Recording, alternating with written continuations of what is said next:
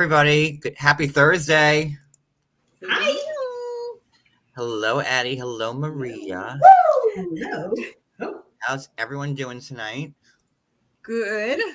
Tired, but good. I'm great. So, stuff to talk about tonight. A lot to unpack. What do you need? Sorry. If you are not a member and you'd like to become one, hit the join button next to the subscribe button. If you are an Apple user, don't do it on Safari or through your iPhone. Do it through like Google Chrome. That way they don't charge you more. If you're not already subbed, please sub. And there's a lot going on. On Saturday, we're gonna have like a great interview with Larissa from 90 Day Fiance. She's gonna be talking about some major things that she's never ever mentioned before at all. So it's gonna be a very, very good live. And anything else that I need to mention? I don't know. Just make sure you comment. If you're watching on replay, please comment. Yes, please and be part of the stream. Be part of the fun. Hit the like button. If you're a Real Housewives fan, please check out our 3-hour live last night, kicking off the season. It was a great live. I had so much fun. We had our new panelists up, Wicked and Brooklyn. They did an incredible job. I could not be more happier with the results. So please check that out if you're a Real Housewives fan. And even if you're not a Real Housewives fan, watch it anyways, because we peppered in some personal stories into it. It was a great live. I'm really happy with how last night went. So with all that being said, let me say hi to everybody and then we'll get into it.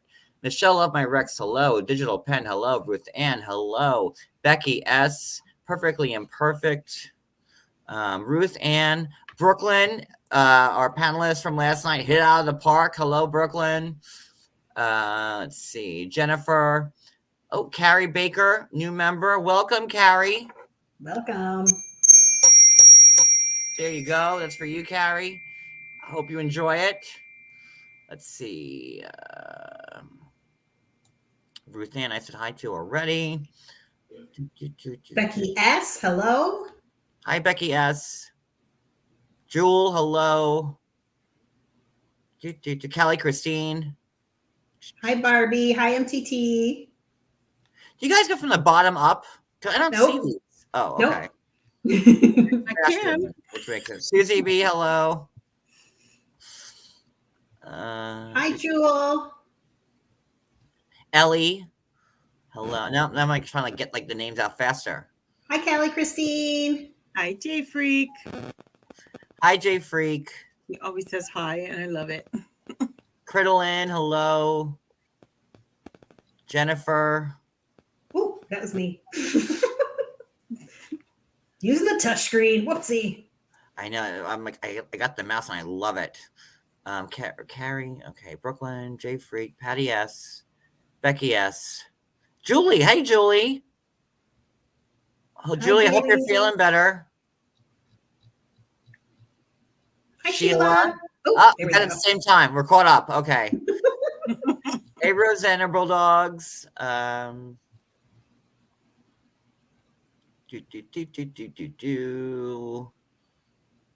Settle down. Barbie. Okay. So, lots to talk about. If I miss you, I will get you in the comments. I'm kind of excited for this one. Well, I'm always excited. Well, unless I'm talking about the other way, then I'm not excited. So there we go. And good news to everybody. There's no the other way this Sunday. And I'd like to thank football players and the Super Bowl for that. Yes, thank you. If we could just have a Super Bowl every Sunday when the other way is on, I'd be totally fine with that. So go Chiefs. Go Mahoney's. Go sports team.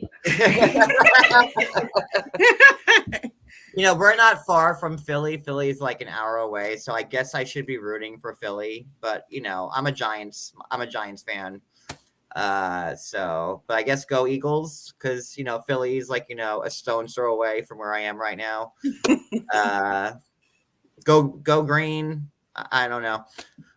So let's get into this. So much to talk about. I'm excited.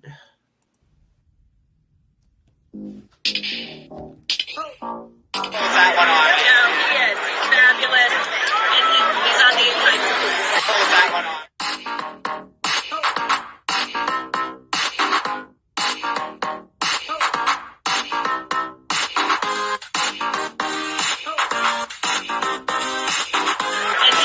the inside.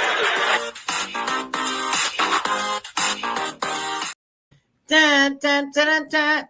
MTT. We really need like that last that in there. So, and Wicked. Hello, Wicked. Wicked was the other part of my amazing Housewives panelist. So, she did amazing last night. She did. All right. So where do we start tonight? All this sister wife stuff going on. Should we start with the big story that everybody wants to know about, or should we keep them waiting to make sure they watch through the end?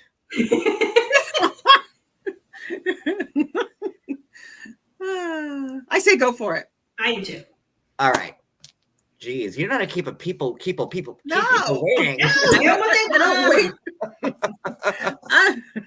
So there is, Christine. I'm gonna play Christine, and Christine was so happy there. Let me play Christine's TikTok or IG story, and then we'll get into it. So this is Christine a couple of days ago. Car confessions. Okay, so I just have to tell you, I am dating someone exclusively. He's wonderful and romantic and so kind and everything I've been looking for. Incredible with Truly. He's absolutely a dream come true, and I'm so excited to show you guys pictures and everything in a little bit. Right now, I'm just keeping him to myself, though, and I will let you guys know a little bit more information later, but just, so excited. So how happy does she look? Absolutely radiant. Very, And it's not very a dog. I don't think it's a dog. Well, everybody was saying, like, is she just like, screwing with us, and she has like a brand new pooch, like, and I was like, listen, that could very well be like it, and listen, if she had a dog that made her that happy, good for her. Christine deserves the happiness. She deserves a better life, and to see her like this, and I had a smile watching it. You know what I mean? Mm-hmm. Like, we don't know each other, just like everybody else does, right? But like, to see someone not happy just kind of warms your heart a little bit, right? Like, absolutely. I think what threw me off though a little bit is that, like, what was it, last week that she posted a picture where she was asking for online dating advice. So I don't know if she was just trying to throw us off or what, but it looks like she is in a, committed relationship with somebody who she's introduced to Truly, hopefully for, I guess they've been separated since 2021, her and Kody. So who knows how long they've been dating? Because again, she's keeping it to herself. To us, it seems like it was just yesterday, of course. Yes. But in reality, you have to take that into consideration, that it is not yesterday. And she's had time to get to know him. And the fact that she's introduced him to Truly means that she's been in it enough to feel comfortable enough to say, here's my daughter, get to know my daughter. I love it. Yes. I actually did go in. I went, yeah. I scared the dog. Welcome, Melissa. so yeah, so everybody was thinking that was a dog. Well, not everybody, but like, it would be like, kind of like, how reality people like to, like, keep people on their toes, right? So maybe it was a dog, but and I kind of feel bad. I do, because, Christine just said that she wanted to keep it a secret, that she, she'll talk about it later. She didn't want to, like, show anything yet. But then, of course, Reddit, Reddit was then speculating that this, that this was Christine's new man there, and he looks cute like, to me. Yeah, works for me. I like it. Me too. You know how I am about that. he has no tendrils, so Christine doesn't have to worry about buying this guy a curling iron for them. So that's good. And he looks like a nice guy, and he looks manly.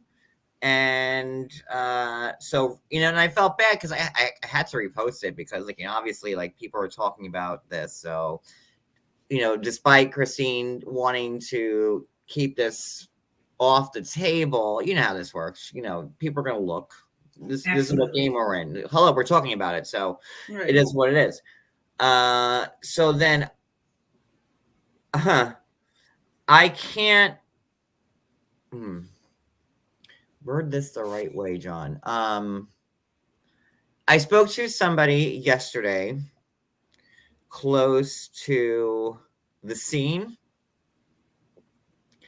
and I was shown some stuff that I can't show anybody else because they swore me to secrecy, and I have it. I have it right here on my phone, but I can't. But I can confirm with 100% certainty that is Christine Zooman. Yes. I wonder who your connections are. Interesting. That is totally her new boyfriend. I've seen pictures of them together at events and at people's places. I had to be very delicate how I word this, but yeah. Oh, hi Tracy, welcome to the club. The chimes. Welcome, Tracy. But yeah, that's Christine's man. So this is it, and I can't post anything in due time, maybe, but this is it. This is Christine's. Oh, he's cute. I wonder how tall he is. I just want to know because she's kind of tall. Well, I can kind of answer that for you. Hold on. Okay. Sheila wants to know if he lives in Utah. He looks about, how tall is Christine, would you say? Gosh, she's got to be at least 5'8". He's got like a couple inches on her. Well, she's got heels on in this picture. Okay. So I would say he's probably like my height, like 5'11"-ish. Okay. So, yeah. And, I can't, I want to show you what I have, but I've been sworn to secrecy, and I can't, but it'll come out in due time. But you heard it here first. I mean, Reddit found the guy, but nobody knew, but it's 100% that guy. Do you know if he lives in Utah, or is this a online dating situation? Or is that a secret? I don't know if I can answer that. Hold on. Let me message the person who your source. We'll say your source. Okay. We'll just put a pin in that until you get the answer. So you've actually got a picture of the two of them standing next to each other. Oh, yeah. Oh, that's nice. A few of them. Oh. Yeah, like that's why I say with 100% certainty, like that this is the guy. 100%. I would bet my eyesight on it. Like this is the guy. Like So I Oh, he does live in Utah. My source just got back to me. Oh, this is so much fun. Okay. And my source also tells me that they have been dating since November. Ooh. Okay. November, December, January, and we're in February, so we're 4 months-ish. Kody started courting, Robyn. They were engaged within 6. So really seem more like 4, but 4 or 6. So that's great. Hold on, talking to my source. They're actively talking to you. That's very nice. And Lord knows who it could be. I mean, I don't know. The reality is that you do the work to get the information. Well, it just it doesn't fall in my lap. Nope. Despite what people might think, it doesn't exactly fall in your lap. There is due diligence that you have to do. It just like with Peyton. It's stuff that you have to Yep. You gotta. And I believe, well, my source is telling me that they believe that he's an engineer. Ooh. So that's a great job. Mm-hmm. May or may not be an engineer, maybe engineer adjacent, but so good for Christine. I know we all want Christine to be happy. So very much, very much. She deserves to be loved the way that she has wanted to since the very beginning. Sheila, don't put that out there, Sheila. Don't say it. She's not ready to share that quite yet. Let's give him a little bit of anonymity. But yeah, and he. Oh, that's a good question. Hold on.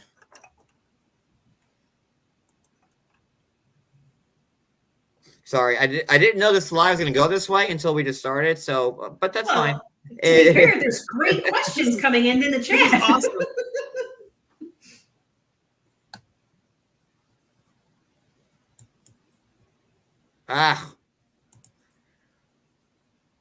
And of course, in the church, I think we don't mean the regular Mormon church. I think we mean the more fundamentalist. Right.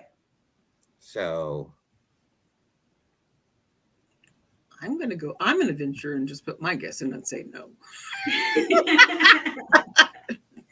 I also think no. My source said not that they know of. Okay. Yeah, well, my source said not that they know of. So, any other questions, guys? Get them in now because I got my source on the horn right here. So if you have any questions, now's the time to ask them. Thank you, source. Exactly. Just thank you. Thank you for keeping us apprised. That's very nice. Let me see. Another channel had set. Wait, another channel. Hey, Tracy. Another channel had said what? I think his name. Oh, I don't want to do that. I don't either. I don't. You know, I'm going to try to respect Christine's wishes as much as I can. Yep. You know. Yeah, I mean, listen, we want them to have a solid foundation for their relationship before, social media and the public starts asking him a gajillion questions and he loses any amount of privacy. Let them build their foundation first. But that's just me. One question. I can tell you, I have a bunch of pictures with them together. So it's definitely this guy and sorry, I'm talking to the source. I feel like Neo. I'm going to source, man.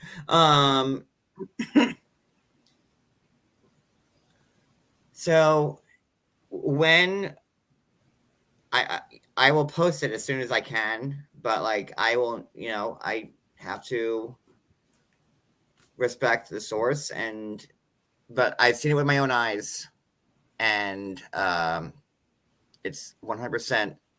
This is a guy and it's not a dog. She didn't get like a Maltese. It's not a dog. Yeah, I don't think she would keep that a secret from us if she got a dog. She would show her dog. So. But it would be funny. It would be funny. I think tomorrow she's going live, or it might have been tonight that she went live to make some sort of Mexican pasta salad. So you have to subscribe, to watch that video. But if you like, cooking videos with Christine, I believe she just did it today. Sounds delicious. I'm just so happy for Christine. And this guy looks good and solid and, unlike Kody Brown, he gave up and was like, listen, this is it. And yeah, just embrace it, man. Just embrace it. A lot of times they say that when you are bald, it's an indication that you have even more testosterone in your body. So she might like that. Kody, you have more testosterone than me.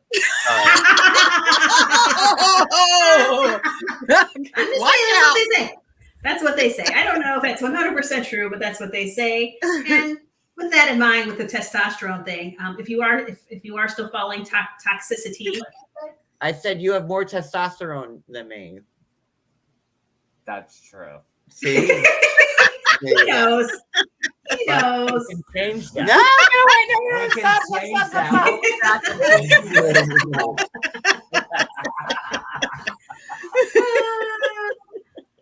Speaking of testosterone, though, I believe, if you do follow Toxicity on TikTok, and there's plenty to indicate that is a group of the family members, possibly the children that are running Hold that on. channel. Thank you, Karen. Thank you, Karen MB. $20 super chat. And I'll give you there you go. Sorry, keep going, Maria.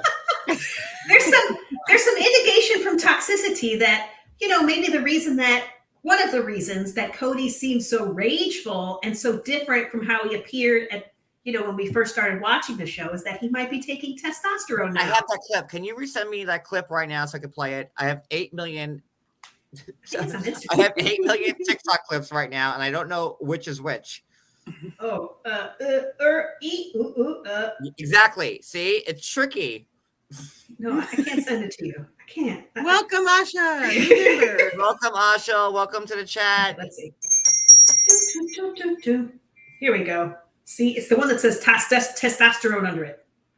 Do you want me to send it to you? How do you want me to send it To me. IG. What do you mean? A maraca? No, I'm saying also have What do you shit. want? Oh, I know about the I just played the maraca. My musical manager here, Kody, is just let me know which where's my triangle? Up your ass. Hey, why are you keeping a triangle there? That's not a fun shape. It's not.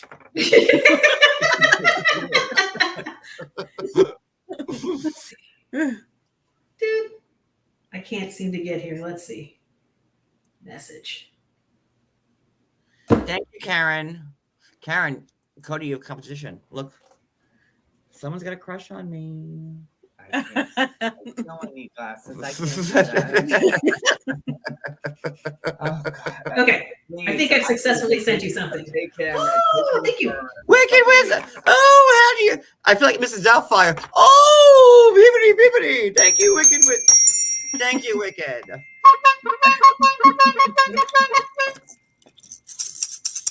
There we go. There you go. No, the slide whistle is not. Slide whistle's for later. That's my special thing. We had the slide whistle. So Maria, go ahead. Did you text it to me? I think I texted it to you. Okay, I got it. All right, so we're gonna play this clip. This is from Toxicity on TikTok. They're like the go-to for all the sister wives, like good gossip. So if you're not, can one of my mods put their TikTok in the chat, please? So he follows them. But What do you say again, Jeff? what? Toxicity? Toxicity. That's gonna be the name of my daughter. Your daughter. Yeah. Poor kid. Well, I hope that you and your new husband and your daughter enjoy that because. We all will. So here we go. It is fairly common to be put on testosterone to help with other performance issues. So yeah. Again. It is fairly common to be put on testosterone to help with other performance issues. So yeah. So, there you go. Yeah, it's crazy because nobody specifically asked about testosterone. They were just saying that he seemed like he was full of rage. And the next thing you know, well, now that makes sense. It does. Is he on the roids? well, it's not necessarily roids. It's kind of similar though, right? There could be I'm no stuff medical professional, but I would think that it would be kind of close. something that could be like they use for weightlifting and power and stuff like that. Maybe it could have something in that. It could, but he's got a wife that's 10 years younger, more than 10 years younger than him. So more than likely, because he's in his 50s, and men tend to slow down as they get a little bit older. he's just maybe trying to keep up. And Oh, we have he's breaking not- news.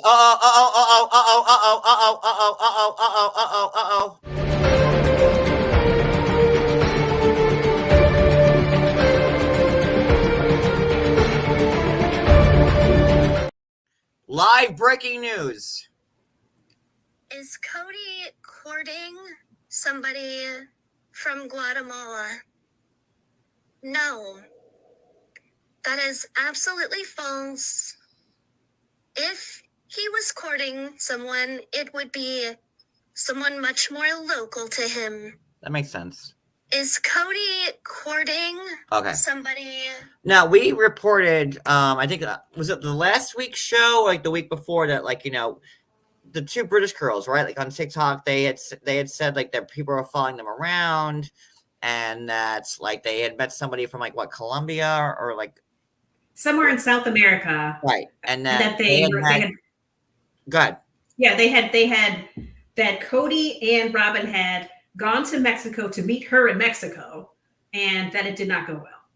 Allegedly. Like it kind of reminded me of like, you know, Seeking Sister Wife, like when Garrick and Danielle met Berta in like Mexico, right? I mean, it was like the same thing. Yeah. Dude, yeah. Garrick. I hate him. But we talked about how unlikely I felt that was, because, you know, in order for Kody to marry somebody from another country so that they could get a visa, you know, and citizenship, he'd have to really be able to marry her, not just spiritually marry her. And that would mean he'd have to divorce Robyn. And I don't see that happening.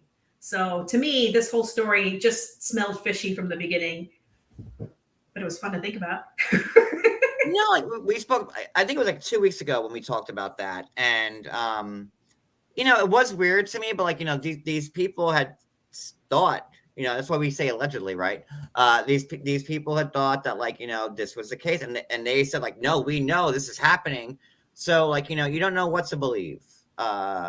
You don't. And that same source, you know, and they covered this in the Sun article. There's a Sun article that kind of covers a variety of things, and it does talk about this very issue.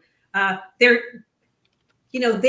saying that according to their production source, that the new season will include that date in Mexico with this person from potentially Guatemala, and that the date went so terribly that Kody doesn't want it aired because he finds it terribly embarrassing.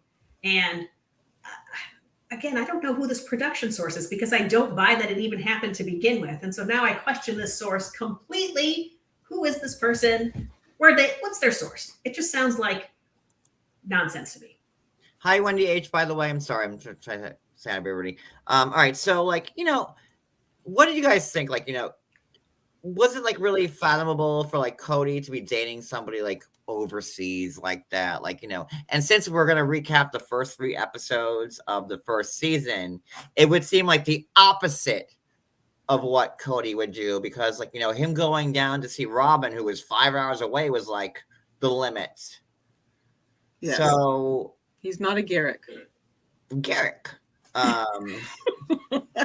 Yeah. No, it doesn't. Obviously, to me, I didn't buy it last time, and I still don't buy it. It just doesn't pass the smell test to me. Garrick is like the creepiest guy there is. Like, I don't know how Danielle can say married to him. I know I'm going like off right now, but like he has every picture he has, like he's bare chested, like, you know, there's like oil on him, and he's like, woke up today, praise Jesus, I love God, Danielle sucks, where's Berta? It's just like annoying. Like, I don't like him. He's so like, he prays to himself. Like Garrick is like the worst. Like, I don't like him. I never have. He's just creepy, and no. So sorry. Thank you, Wendy.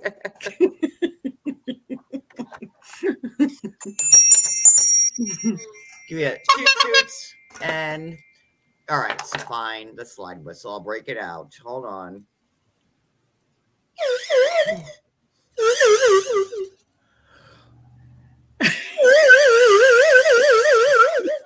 There you go. You kind of sounded like the toxicity voice a little bit. There it is. Indeed. All right. So where are we? We were talking about that Sun article that was speculating that. So explain that. So the Sun article is saying that Meri is getting absolutely no screen time next season, and I'm like, okay. I mean, like how long was Meri on this season? Meri was like got a confessional for like 15 seconds. Exactly. Like Meri had like maybe 10 minutes of like on air time this whole season, and then like the reunion. Exactly. But the Sun article actually did say she was going to be on the next season. It didn't say she's not going to be on. It just said she would be limited. That they might show her with her bed and breakfast and wherever the heck that's at. Oh, that's in the middle of nowhere, Utah. Pier 1. Pier 1. Pier 1. Yeah, Pier 1. Pier 1 is a place where trees go to die.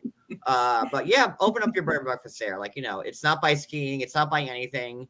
And so the Sun said that she's gonna have like what? Just limited. Yeah. I mean, what is there really to say about her?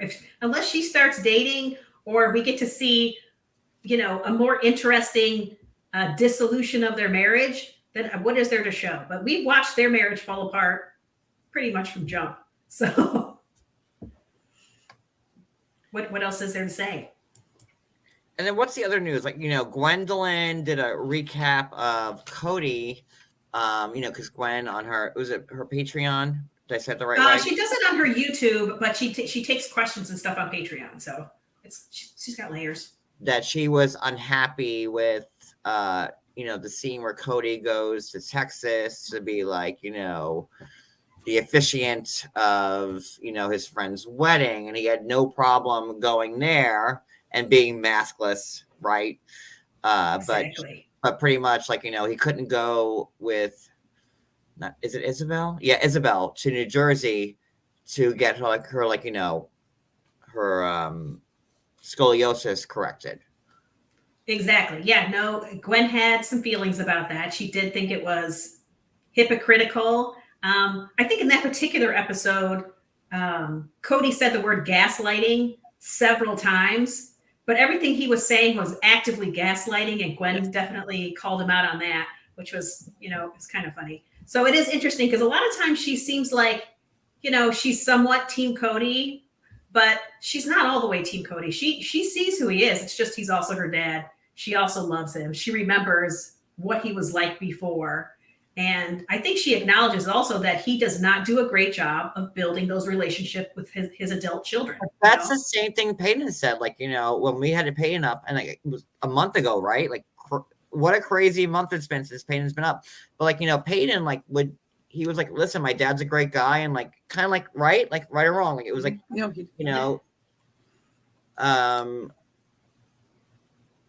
it's a slap in the face, I would say, to Isabel.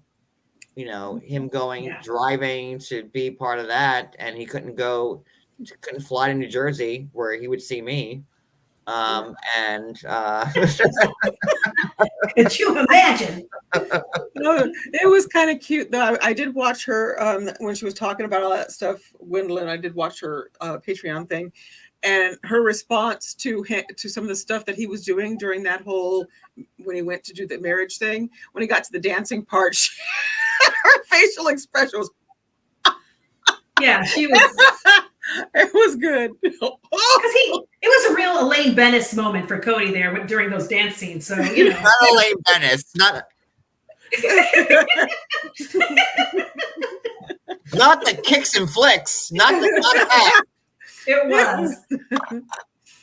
And Gwendolyn seemed horrified. That was my reaction when I saw it. I was like, that's kind of like a stork.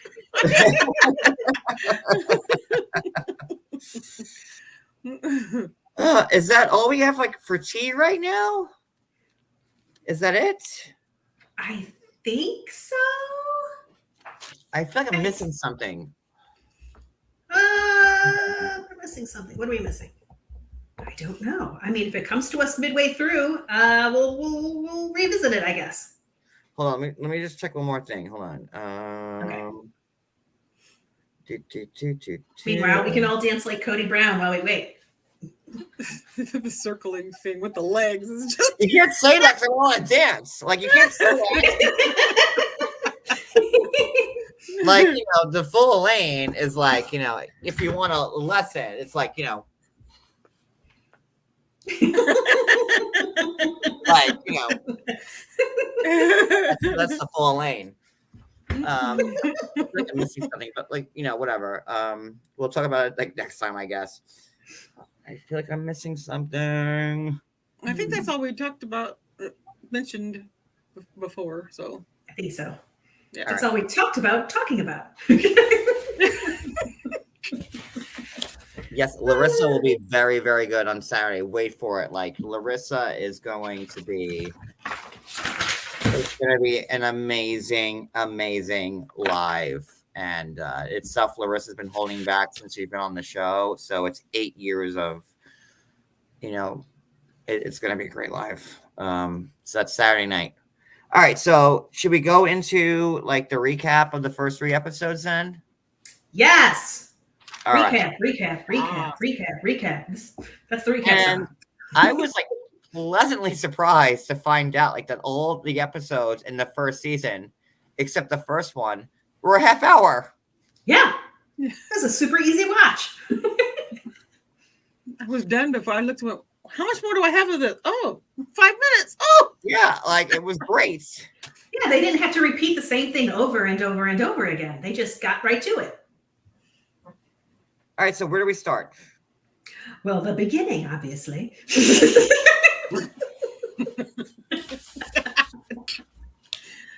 Yeah.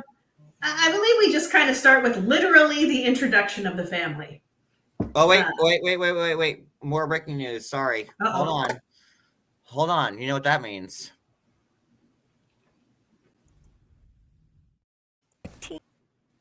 Teeny tiny shot. Stephanie, get out of here. It's the wrong show.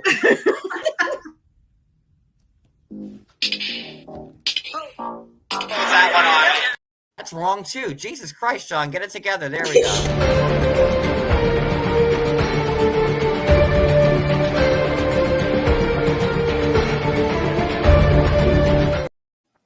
Okay, so here we go. The Sun is now reporting that Sister Wives stars Christine and Janelle Brown spinoff show is in development as more family members join the project. yes! Yes! What does more family members joining the project mean? Ooh. This is what we've all been waiting for. Yes! That's exciting. You heard here first. Well, you heard from the Sun first and me second, which is fine. So there you go. So there's going to be a spinoff. Excellent. Yes. Excellent. But I Very did. excited. Should I mention that Kody put out a thing saying he has a spinoff coming too? Wait, what? Yes? Is that true? What? Cody, he said he put something out. I saw it earlier. I think I posted And you it. were holding this until now to tell No. us? Didn't I put it in the thing? No. I swear I put. I swear. Is this news to you, Maria? I don't know about that. I saw Cody's cameo where he talked about he had his friends in the car and he said these guys are going to be on What the is show. cameo? Wait, I have that too. Wait, That's what he was talking about. He was talking about that. Oh, It's I in thought that it was the same cameo? show. Huh? It's in that. It's in that cameo. He Yeah. talked about something going on with his friends and his friend. Oh, he said his friends are going to be a part of the show. Correct. That's what, the next that's season. what he said. He said he's going to sit down. They're going to sit down with him and do a talk with him about his divorces and all this stuff. So he said that. Yes. So not Can spinoff. someone send me the cameo of Kody again, please? You know who you are. Give me 1 second. Give me 1 I remember second. how to use my phone. Let's see. Because I have. Ooh, I have it right here. I swear I sent that, but I got it when I was working. So I don't know where it went. Hold on. Pause. Okay, hold on. Hi, Megan. It's Kody Brown from Sister Wives. Jeremy wanted me to send you a special message. But he didn't tell me really what to tell you. I'm just here. Your background's fading. Maria, sorry. But you know what? He does say you're a big fan of the show. It's fun. It's not an exciting image of him. He looks like a He dingo. did want me to tell you sort of a secret. And so what I want to do is I wanted to introduce you to two of my friends. Say hi, Nathan. Hey there. Say hi, Brian. Hey, how's it going? These two guys are in the next season. They sit down with me to talk about my imminent or my sudden and terrible divorce. Have a great day, Nathan. Lots of peace, lots of love from Kody Brown. So there you go. Lots of peace, lots of love. Kody Brown. My sudden divorce. Listen, we just rewatched, the first 3 episodes. This divorce was not sudden. No. And like all like the intricacies, like you could see, like, Christine was like, it's so crazy. It's like, and like I'm like, oh my God, like it was all spelled out. Like the first 3 episodes of this show, you can see that they're going to be doomed. It's wild. Yes, sudden divorce. 12 years or however many years it's been in the making. From what we saw, I'm sure it's been in the making since day one. There were probably issues before they started filming, and they just didn't say anything. I mean, some of the stuff Toxicity says kind of implies some of that, that they kind of imply that Meri and Kody were on the outs before they even started filming the show, but that they needed her there to create this image of this perfect family. And I think I saw a little bit of that with Meri in episode 3 on the couch with her. It may have been in the promos for episode 4. She did. No, she did say it. Yes. So we'll get to that, but I think that's evident in just watching it. You're seeing it. You're seeing everything. We didn't know what we were looking. The amazing thing about going back and doing all this and looking back is with, what is it called? Hindsight? Yes. Or whatever. Hindsight. We now look back and go, oh, and you catch little tiny things if you're really listening. And my concentration, my rewind button is just about broken from me going, wait, what? But yes, we're seeing it and we're watching it play out. But we didn't know we were watching it play out. And yes. No, we didn't know, right? Yeah, we didn't know. We were all just curious. Of course, when it first started, everybody was probably like, this can't possibly work, right? But everybody seemed so happy. And I've heard that the show is produced by a man who is an active polygamist, and that he wants to maintain that. And that's the whole purpose of the show, was to give polygamy a good name, face. What's going to happen? I mean, if this is all falling apart, what does this do for this guy? That's my question about the whole production end of it. It's a fair question, which is why we see Kody scrambling so hard. Other than, his biggest fear also being poverty, and this brings in money for him. Harry Baker has the best question right there. Who is the idiot that spent that money on a Kody cameo? Like, I want to know who wants a cameo from like the world's like most hated person. He probably bought it from himself so he could put it out there and then be able to put it out there. That's what narcissists do. I wouldn't put it past them. I'm not even lying. That's a very plausible explanation as to who bought that cameo. That way he can put it out. I think it's the morbidly curious, right? Because Kody will, depending on how you word things, in your prompt to them, he does answer some interesting stuff sometimes. So I think it's the morbidly curious that say, I wonder what Kody would say to this, that do it. Well, all right, let's get into it. All right, so you want to recap now? All right, so season 1, episode 1, 2, and 3 is what we're going to cover. So for next week, your homework is 4, 5, 6, and 7. And I was a teacher, and get over it, because that's your homework.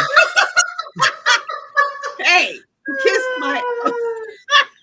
I haven't been able to assign homework in a long time, and now I'm going to be like that asshole teacher. So for next week, I want everybody to watch 4, 5, 6, and 7. They're only 20 minutes long, It's not that big of a thing. Okay, so that's for next week. Okay, that's your homework for next Thursday. Kody's in detention now, and shut up because you're in detention. Clean the chalkboard. That's it. Mr. Testosterone, be quiet. Crazy. All right. Crazy. So, Crazy. and like, okay, just like, looking back at these early seasons, like, wasn't Kody so likable? Like, I was like, he's cool. Oh no, I was irritated. I like yes. Him. Oh no, the first scene of him in the car in the suit. And now I have trauma from my own past. So seeing him in the suit was like, wow.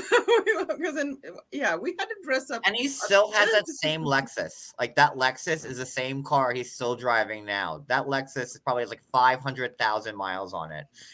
And then he goes on a what-hour trip. We'll get to that too, but it looked like a clown car.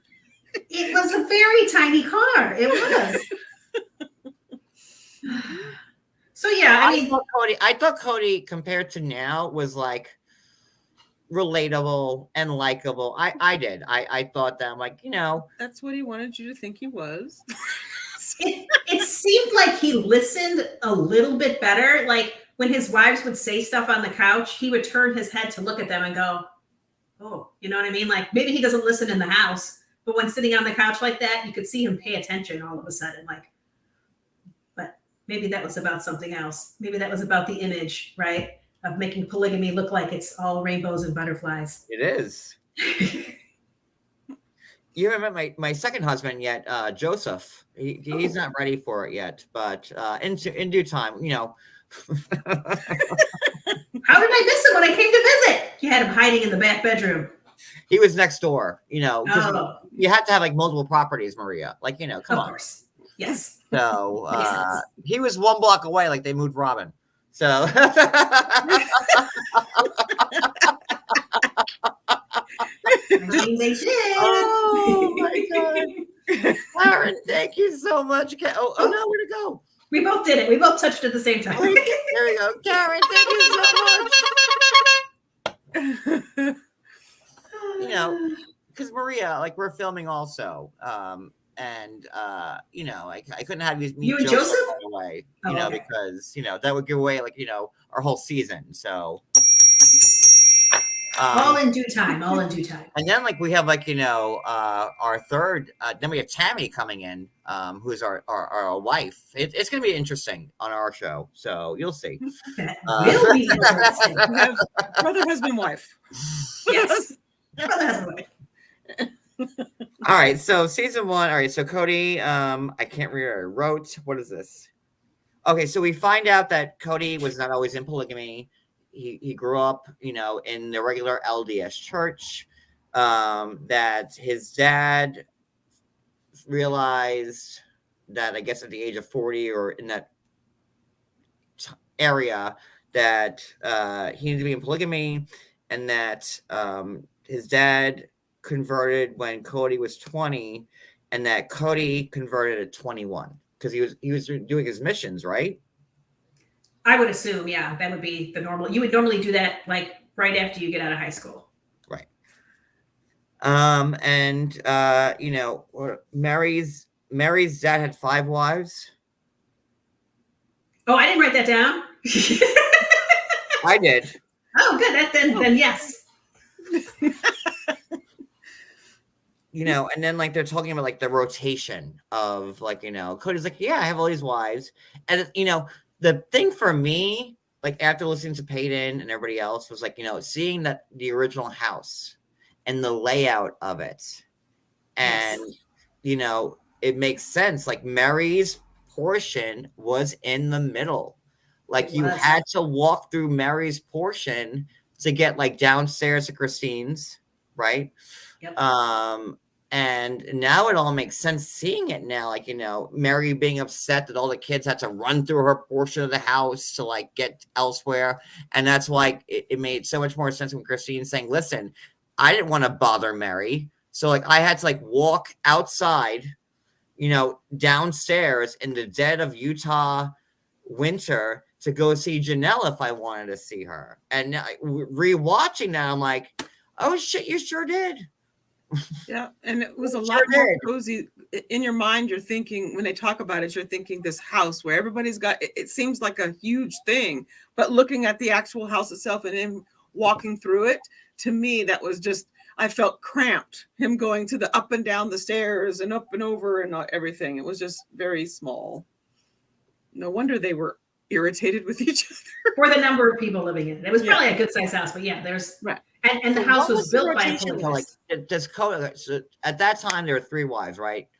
What was the rotation? I want to know. Like, do you spend 2 nights at Meri's, 2 nights at Janelle's, 2 nights at Christine's, or it's like, or every other day? Like you spend like 1 night at Meri's, and the next day.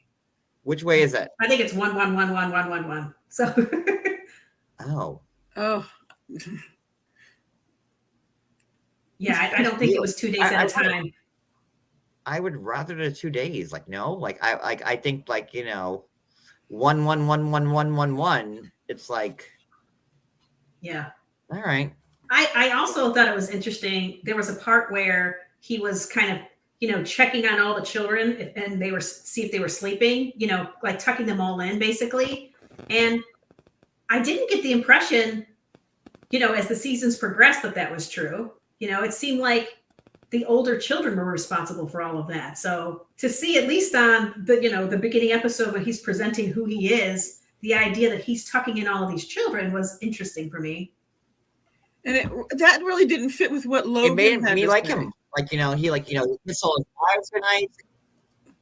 Oh my God, Logan has a different perspective. Breakfast for everybody. All right, so we're jumping. Wait, oh God, is there more breaking news? Is there? The collateral damage will last for generations. The collateral damage will last for generations. This was Robyn after the announcement. Like, what announcement? Like the wedding announcement? Wait, which announcement? So many sources. I don't know.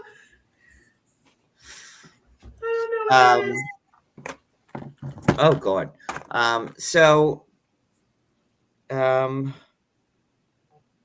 Meri's saying when Kody's ornery, he takes it out on me, which I thought was telling. Mm. When Kody's ornery with another wife, he comes to me to deal with it. Do you not remember that part? I do, yes. And I thought, thinking back on what other wives have said, especially Robyn. Robyn said the same thing. When he's got issues with his other wives, he comes to me about it, and I have to deal with it. That's what she said in the last episodes. So he's, in my opinion, doing what I thought, and I bet he goes to all of them and bitches about all of them separately to each other to keep them. I'm just maybe not to keep them, but I think he does it to keep them at each other, like. You know what I mean? Like, but they can't do the same, right? They can't complain to him or he gets mad. Yes. Yeah. And because he can't stop himself from doing it. He has to talk about them. He's frustrated with it. He needs to get it out. And he'll go to each one and talk about the other one with them.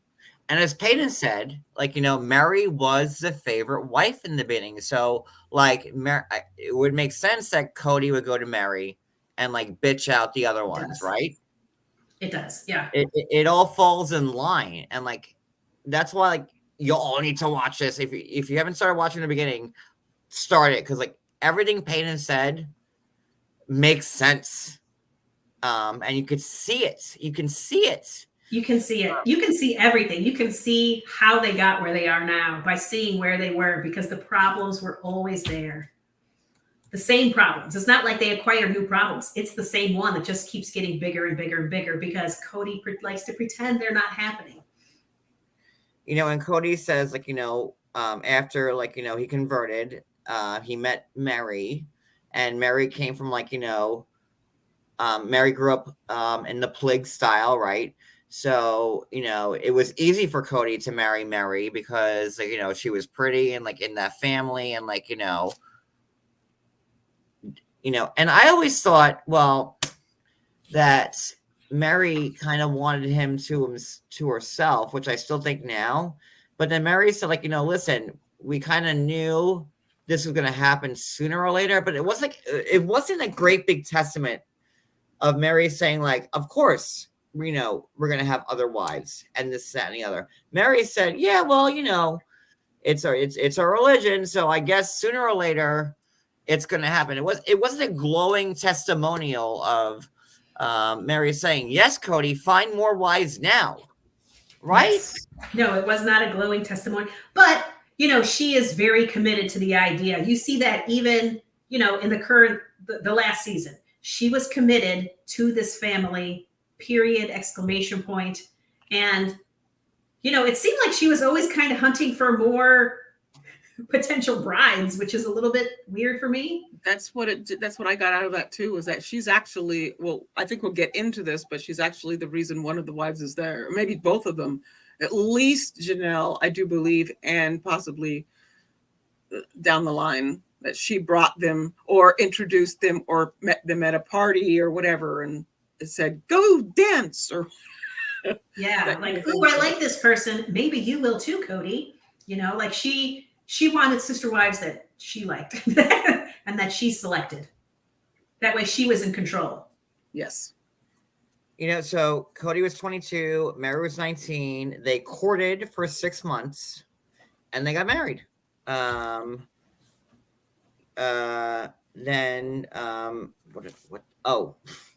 Meri the tooth puller. I mean, okay.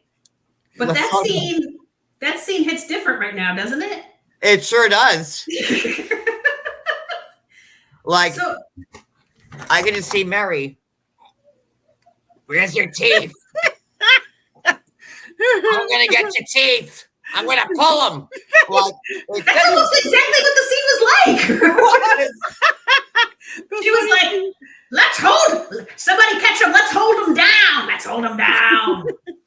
Meri was like this with a lasso. Get that tooth. We're gonna get it. If you're a tooth puller, you cannot you understand that scene. My brothers. I was that person. I would chase them around and go, "Come here, I'll get it out for you." So I understand. It's a thing. It's like popping pimples. I don't know, but if Gwendlyn didn't want her to, it just seems like you got to respect that. But I guess Meri offered her $1 on top of the Tooth Fairy's $1, so Gwendlyn had to take it. She does know how to negotiate. So.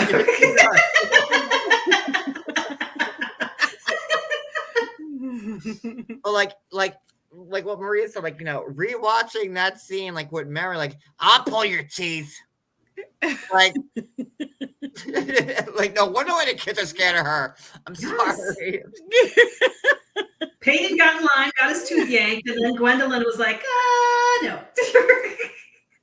Yeah, it was weird. I don't know. Then we find out Janelle.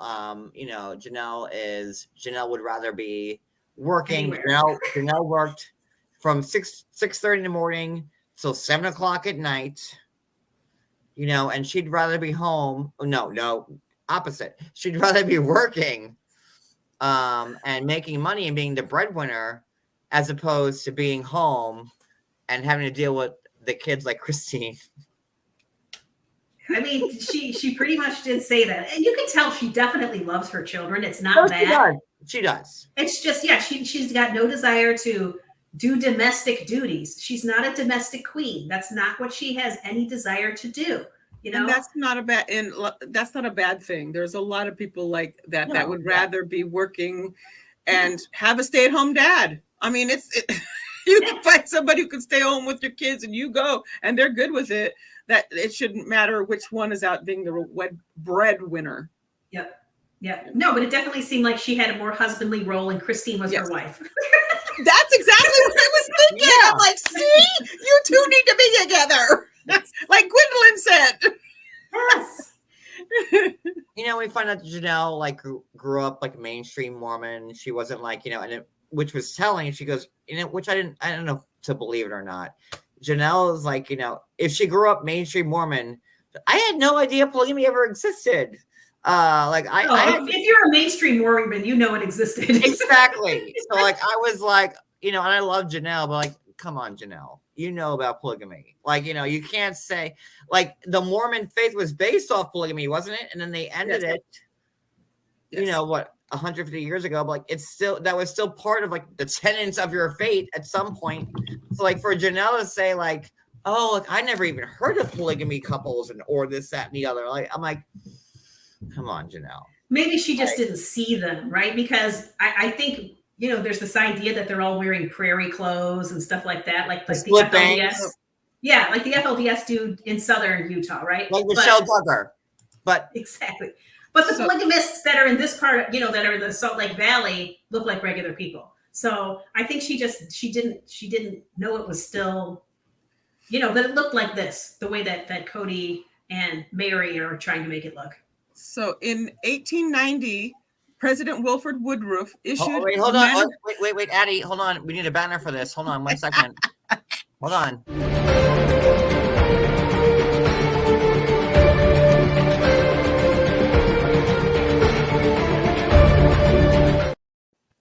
I just want to play that. Go ahead, Addie. Okay, I was just gonna. In 1890, President I can't even say it. Wilford Woodruff I don't know who that is. issued the manifesto, which led to the end of plural marriage in the church. So that the end of plural marriage required great faith and sometimes complicated, painful, and intensely personal decisions on the part of individual members of the church leaders. There you go. So 1890.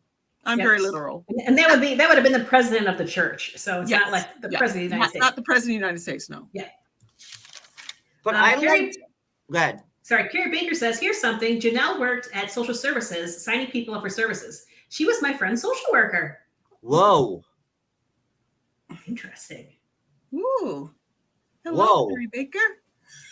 So I'm sure she knew how to sign her own family up for services as well, I would imagine. Whoa. You know what? This, I'm sorry, but this deserves...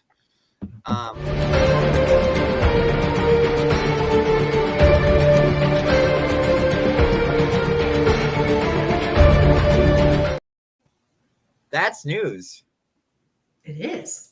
I don't think I realized that that's what she did. I always think of her as being in real estate, but I think she's done a lot of things. So social services, maybe be one of them. Whoa. Now we're going to need to be listening for that and see if she ever says anything in any of the episodes. Yeah. Awesome. Boop. Whoa. Like that. So was Janelle working for like DSS? I don't know. Probably. I mean, or something in that realm. Carrie Baker, I wonder, is that so? So it would be like, so I guess social services is DSS then? Yeah. Department of Social Services. Oh, well. What, Addie? I don't do well with abbreviations.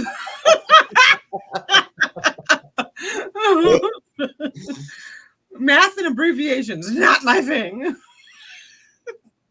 All right. So Carrie says yes. Okay. So Janelle was working for DSS, which is a government job. That's wild. Think of right, but she benefited because she's not technically married to Kody, right? Right. They did it the right way. She's a single mother. They did it the right way. Like, you know, Kody never, like, you know, how plagues get caught is like, you know, they all do like welfare, like have each wife like in collecting, and like that's how they always get like ruined. But she wouldn't be able to mention who the kids of her father if she was working for the government at that time, because if that was Utah, she's a single mom. She's a single mom. She's a single mom. That's a very common thing that happens in fundamentalist families is all of those moms are considered single moms except for the one, right? So they're all able to collect, benefits, if you will. So that's right. Okay. Wow. Very interesting. We'll have to keep when we watch those next 4 episodes next week, we'll have to see if we could pick up on that at all. Wow. Okay. So where are we with this? Okay, so then I thought it was sweet, like, Janelle wakes up, like, early, because of her job now at the DSS, which we know now. And she works, 13-hour days, which would make sense because social workers work their asses off. And now I'm like, she's working like a day job, like at some office or whatever, like, being a receptionist or an accountant or whatever. And like, why are you working like 13-hour days? But now that we know that she's a social worker, That could be. It could be. It fits with what she was saying about working. yeah, it sure does. Yeah. It sure does. Wow. And I thought, which was very endearing, was Logan. The fact that Kody came to wish Janelle he would wake up and see her off every day. I thought that was really nice. Right? He'd go, he'd wake up no matter what bedroom he was in and kiss her goodbye and say, have a great day at work, babe, and whatever. I thought that was nice of him. No? It was. No, it was. We know that he doesn't continue to do that over the course of time. But in the same house, yes. What did she say? I kind of wanted to point to something that I thought was interesting that Janelle was saying while they were on the couch, and it goes along with this. I think it's the same time that you're talking about right now. Janelle said that she speaks about how she wants her kids to marry for love, not because they are forced to. Kody says, quote, I believe in marrying for love. We know that's not true, Kody. We caught you in one of your things because you said to Chris in her house that you were not in love with her when you married her. He says it in one of these episodes as well, that it took a while for him to, like, they got married before he loved her, it took a while to get there. Yes. So to any form of love. So I kind of caught that little thing he said. Yeah. For me, like, just the fact that Logan woke up every morning, and he took charge of, like, making sure that his, like, brothers and sisters were fed, and making the eggs, the breakfast burritos, all that, and he did that every day. And that kind of fits along with what if you saw any of the interview with Aspen. And Aspen spoke about the fact that the older kids took care of the younger kids and that they were seen as like what McKelty said, like a mother hen or whatever. Yeah. And so I think that all of the older kids took care of the younger kids, which is common in large families like that, where they will actually be in charge of a child, maybe. Like this is your responsibility. Here's your buddy. That kind of thing. And I think that could be what was happening with the younger kids versus the older kids, which puts it hard. It makes it hard for the kids. They feel like they've missed out on, like, childhood. Like childhood growing up and stuff. But yes, I do think that Logan seemed. And if you notice, I was also watching the kids and watching how they were acting with the cameras, and several of them were very uncomfortable with the cameras being around. Logan was one of them. I did notice, though, in the parts I thought Logan was good with the cameras. When they made him speak to the cameras and they were interviewing him, yes, but off to the side, I'm constantly watching kids off the side because I'm an off the side person, so I'm constantly seeing that. And I saw him, like, he'd wait and then he'd catch himself if the camera turned to him. He was nervous about that being in the camera, or he would kind of back. Several of them did that. Who was it? I think it was Madison was also another one who would do that. Very uncomfortable around the cameras. And they would, like, walk into a room. Leon was also one. They did the same thing. Noticed that in a lot of the shots too. So absolutely. Yeah. I talking about the breakfast with Logan, it is interesting when Meri appears to be home, right? And she hands Leon a granola bar. Seems like she could have helped, since part of the point of having sister wives is that you can help each other out, right? So, but instead of helping Logan out, you got Logan making breakfast for all of his siblings at 15 years old, while Meri is just handing a granola bar. to Leon and not helping Logan. So I don't know. It just bothered me a little bit. Just seeing the stark difference, but also why? Why is And Logan for doing those who don't know, the Leon, who Leon might be, you know, Leon, they were born as Mariah, and now they identify as Leon. So if you're you know, confused about as to who Leon speaking is now, Leon was born as Mariah, and now they identify as Leon, Meri and Kody's only child. exactly? To make that clear, you know. Absolutely. Yep.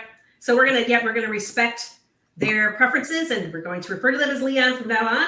Did I do that right? I'm sorry. I'm so I nervous. think you did. I was like sweating. I'm like, I don't know if it's the right way. You got it.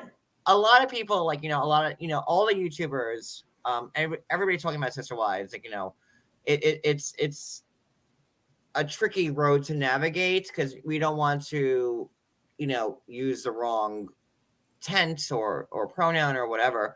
But there are people who have questions, like, you know, you can't just refer to Leon because a lot of people don't know who Leon was.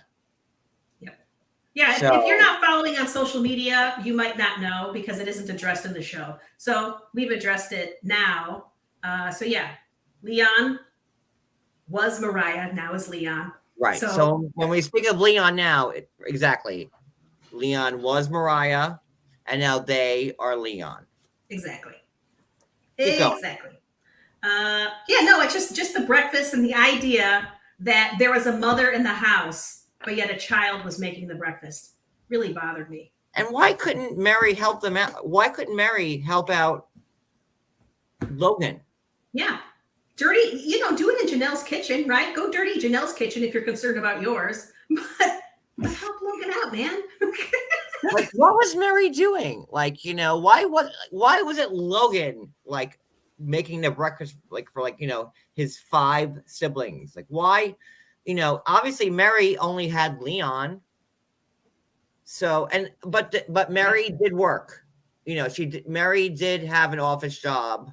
So that might be why. But it seems to me like, Maybe. you know, Logan did point out that he mainly took care of his siblings from Christine. He said that, so when he was making breakfast or whatever, and I thought it was kind of cute with the whole eggs thing. We're saving money on eggs by using.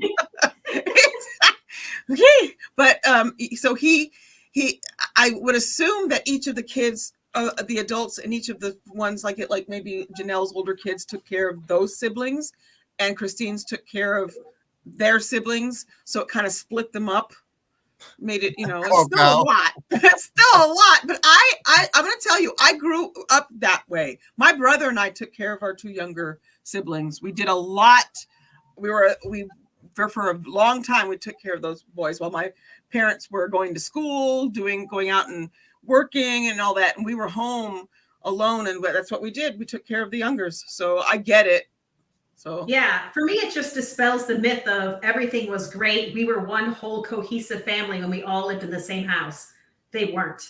They couldn't even manage breakfast. They never were. And I thought Christine was like the main kicker, like, but don't forget Christine was like pregnant with Truly also.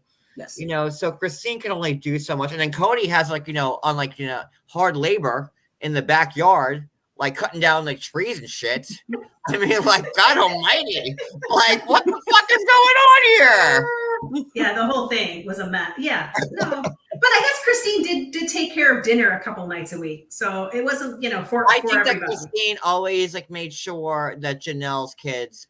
I think that Christine took care of dinner for like the 12 kids between her and Janelle. and she did say that. Yeah. She did say that. Christine took care of like her and Janelle's kids for dinner, and, you know, Logan got them set up for breakfast, so good for him. And Yes, Christine and the toast burning.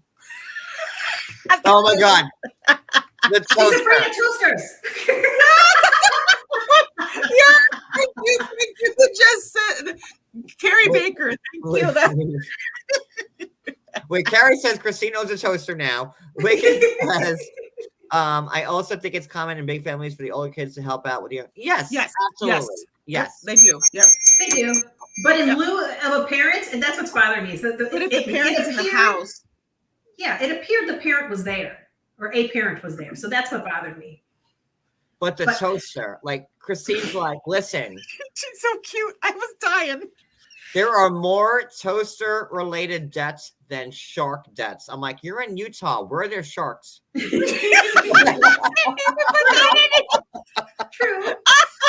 They're just only in Utah. Are there sharks?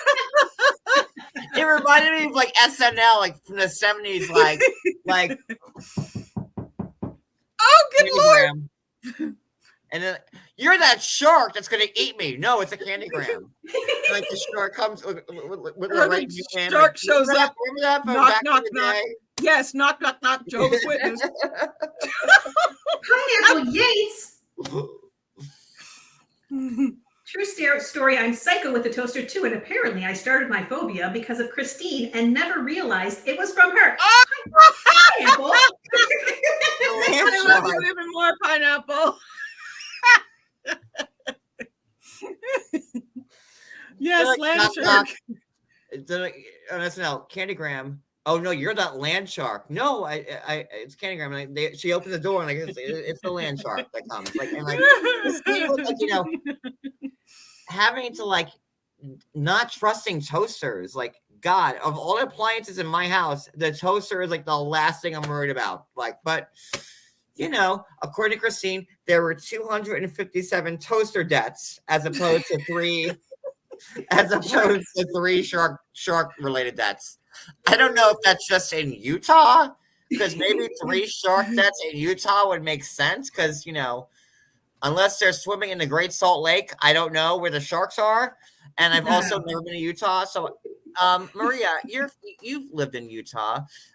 What are your thoughts on sharks and if they're going to kill you? In the Great Salt Lake? Well, no, Carrie Baker's right. It is the Great Salt Lake is really only full of sea monkeys. There's no fish in there. There's definitely no sharks nor land sharks. So, but no, I think most people aren't killed by sharks. Like a shark might take a bite out of you and realize you're not what it thought it was. So very few people die from shark attacks. Oh, quick question. John, would you like to open up the chat? Yeah, open it up. Open it up. Okay. Good call, Addie. Open it up. Good call. Okay, so this scene with the toaster, though, I think the other thing that got my attention was, okay, we see how Kody in the current season, you know, says he didn't believe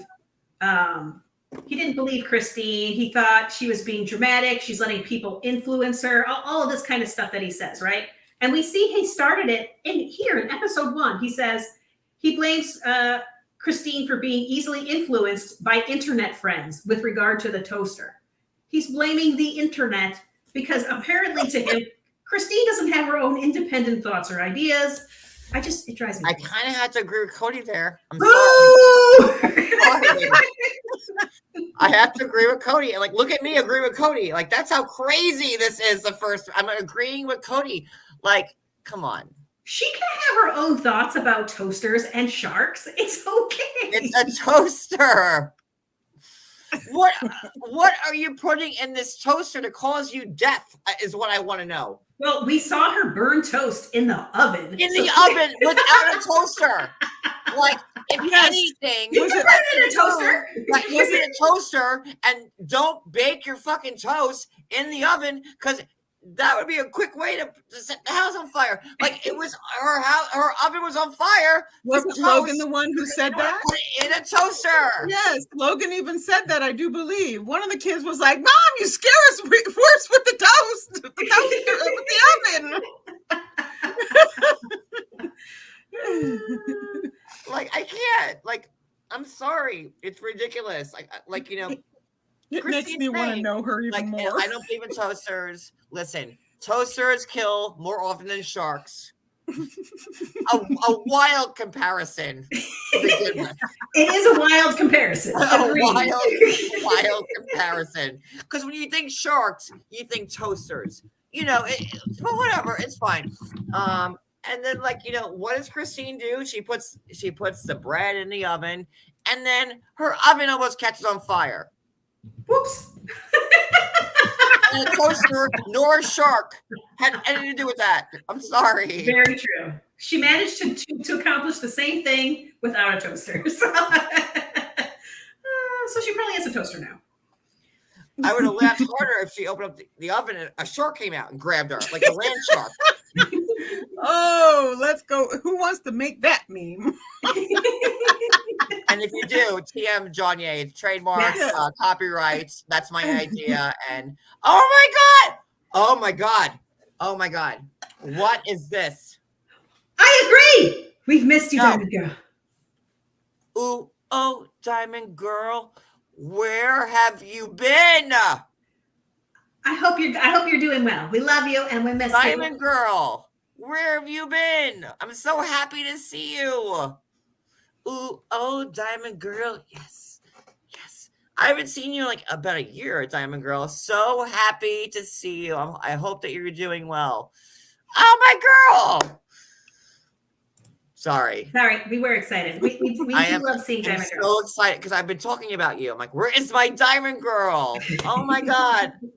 There's my Diamond Girl. Sorry. Happy to see Hello, you. Diamond Girl. Nice to meet you. Oh, Diamond Girl. Yes. There she is. Okay, go ahead. So where are we? I mean, we kind of start to get into the announcing of the courtship to the children.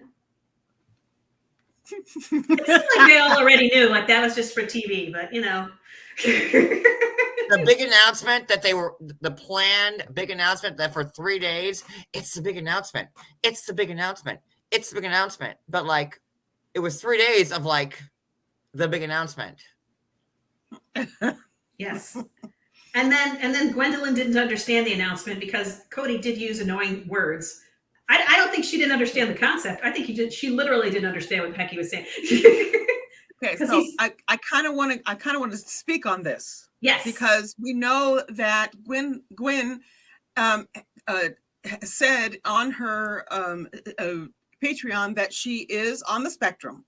Mm-hmm. So I noticed that Kody tried to kind of explain things on a level that she would be able to understand, because yes, she will have cognitive issues understanding some words. And I could tell that because I recognize it in my family. So when he was trying, he was failing miserably. And Christine, bless her heart, turned it around, and her explanation to Gwen was like exactly how I have to speak to my son. And it was made crystal clear. Yeah. Yes. She broke it down like to the very basic part so that Gwen was able to grasp it. And I was actually verklempt in that whole scene because I knew verklempt like Linda from Saturday Night Live. Yes. Okay. I get that way a lot. Sure. But oy vey. But I'll give you a topic. The peanut is neither a pea nor a nut. Discuss type of thing. There you go. Linda Richmond, coffee talk. I got it. It's coffee talk. Coffee talk. Where's Brooklyn? Brooklyn, you still here? Coffee talk. That's my. I say that's I'm verklempt. But anyway, yes, it was absolutely. I loved it. The whole scene with trying to let Gwen be a part of it, and I could tell I was watching her because I knew what we already knew. So I'm watching the kids differently, and you're seeing Paige, and you're seeing all these kids there, and you're looking at them differently now. And with Gwen, I'm like, I was honed in on that. And when they explained it to her, I did get teary-eyed on that because I knew what was going on, and it was sweet, and she got it. She understood, but it took a breakdown of the words, and there you go. So and at that point, and then what did Kody say? He's like, well, now I understand it too. Yes, he knew. I think he knew. Okay, I'll tell you what. I think he knew what had to be done. I think that he doesn't do it as well as Christine does because of Kody's personality. Exactly. He wants to just say it, get it out, and he wants you to understand it. And he doesn't have time to say small stuff to help you. He'll make it look like he's trying, but then he might get a little frustrated with you. I have a feeling that may be something she may have dealt with him. Doesn't want to say it because she doesn't want to speak ill of her father. Do you think?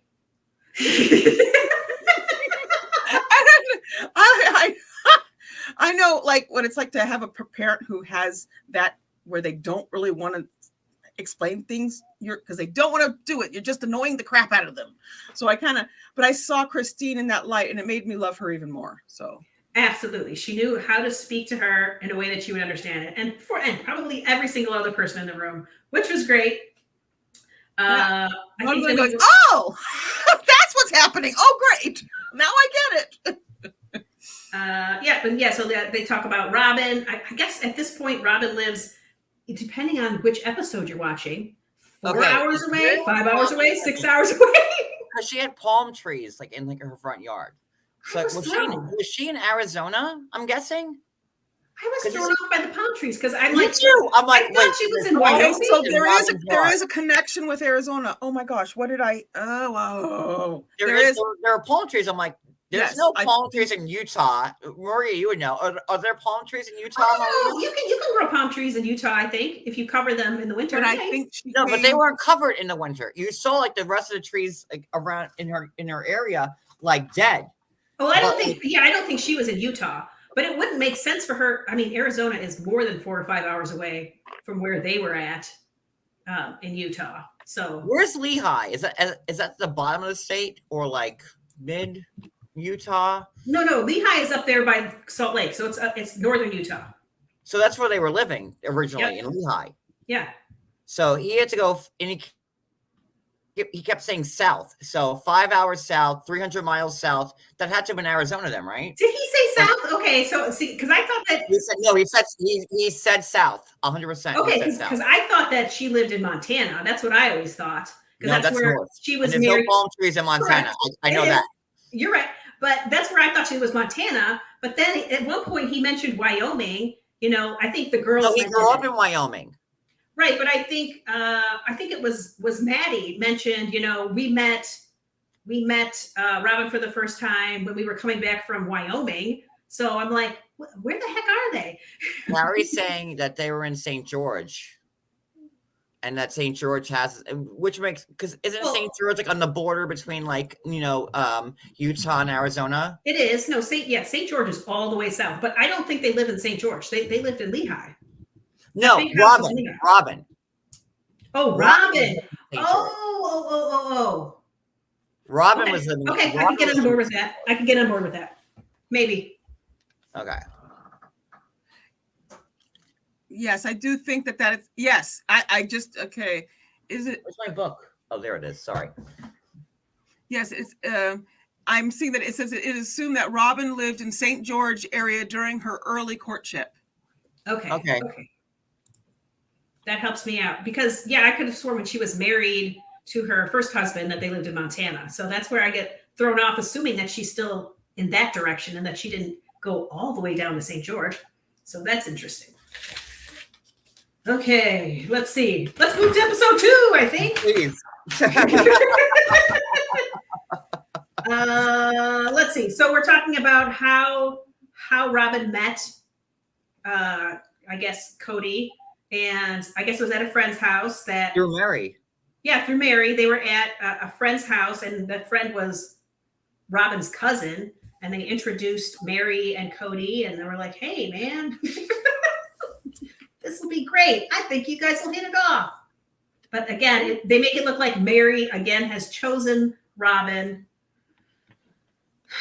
They've allegedly, at this point, been courting for a couple of months. It seems like, depending on where you are in the episode, because I swear there's 2 months between every one of these episodes. I'm very confused about the timeline here. But Meri was saying, like, the first 5 to 7 years were a learning experience. And then it was they're on the couch, and then Christine's like, "Why'd you look at me?" You could see the hate there already. Like, they were all on the couch, and Meri's like, "Yeah, the first 5 to 7 years were a learning experience. I hated my life." and she was looking at Christine, and Christine's like, Why are you looking "Why at are me?" you looking at me?" Yeah. So then we see Kody, who's packing up his car to go see Robyn for the Okay. weekend. He was packing up his car, sort of, or he was having his children do it. Right. Like these small children folding clothes and not just folding, but then putting them in the luggage. Like interesting level of child involvement in this packing ordeal was strange. And then we see like on the next confessional, like Christine's like, we all get along well now. It's very telling. Like that's why everybody has to rewatch these old episodes, because like what we know now and seeing it in the past, it all lines up. It all lines up. It's crazy. It's crazy how like this all makes sense. And like, listen, I talk about a lot of reality TV shows, and I would say that a lot of them are fake. 90 Day Fiancé, either way. But this seems to be like legit. Like everything lines up. There's like no like it makes sense. Yes, definitely the it really interpersonal does. relationship parts do. Now, is that really how Kody and Robyn met? I don't know. That's the way they told the story on episode 2. That's the way they portrayed it. That's the way they put it out. What's true? I don't know. And I wanted to say something about people saying, like, talking about when the kids were helping dad pack and all that. It's very common in families who are religious or whatever to involve the kids in every aspect of everything. Like they get them out and they do the yard. They work together in the yard. They do everyone pitches in. It's all a whole thing. And then eventually, like some of parents will, make the kids do everything, which is how it went in my house. My house was the kids did it. Right. That's what I have a parent who said, I had children, so I didn't have to clean house anymore once we got to a certain age. But that's why we have Aspen saying she might never have children because she's already parented her own siblings. So kind of like Logan. Yep. Yeah. And Exactly. Yep. And So then there's Christine, like they're having this, another confessional on the couch, and like, it's Christine, Meri, and Janelle, and Christine's like, yeah, like I guess Kody deserves a trophy wife. She did. She said a lot of stuff. She also said that it felt like Kody was replacing her family with Robyn and her kids. Boy, Yeah. Did she feel like that 12 years later? She sure did. While she's pregnant with Truly, like I couldn't imagine, like I would feel hurt if I were Christine. Like imagine being pregnant, like, with Truly, and like, while you're pregnant with Truly, Cody's out like dating another woman. Like that's fucked up. Remember, sorry. No, go ahead. When Christine was brought in, she was brought in to take care of the situation that was happening between Janelle and Meri.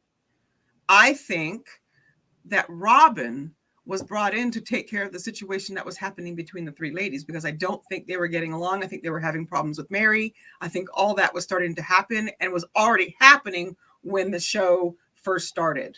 That's why some of the things that Meri said on the couch was very eye-opening and stuff about how she's struggling with, or she said she almost left. She said it on the couch in either episode in one or two, whichever one it was, that she was struggling and thinking about leaving. So I think that's why Robyn was brought in, was to fix the relationships between the other ones. I thought it was like, Christine was like very genuine and said like, listen, I came from a family of polygamists, like, and Christine is like polygamy royalty, like her bloodline is like, you're going to want Christine, and she was like, I never wanted to be a first wife because I didn't want to be, I always wanted the family. I didn't want to be monogamous. So in Christine's eyes, her being a first wife would be like, well, that's monogamy. I don't want that.